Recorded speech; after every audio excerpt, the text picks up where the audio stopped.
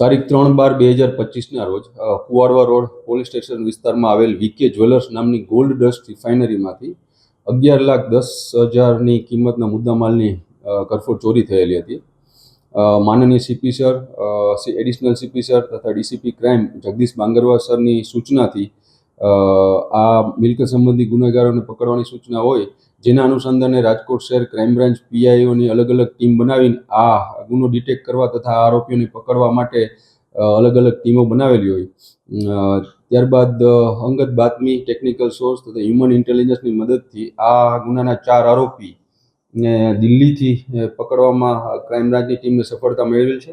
આ આરોપીઓનું નામ છે રાહુલ આત્મારામ બિંદ, જે યુપીનો રહેવાસી છે. આ ઉપરાંત બીજો છે મોનુ ધર્મેન્દ્રભાઈ નિષાદ, તે પણ યુપીનો રહેવાસી છે. શિવમ સુબેદાર નિષાદ તથા સુનિલ કુમાર આસારામ નિષાદ, આ તમામ 4 આરોપી યુપીના રહેવાસી છે.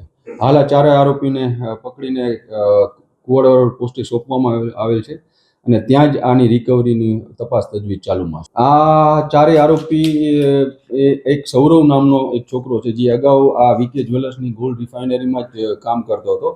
એમને આ 4 આરોપીઓને ટીપ આપેલી હતી અને એવી રીતે જ રેકી કરીને આ 4 આરોપીઓએ આ ચોરીને અંજામ આપ્યો છે.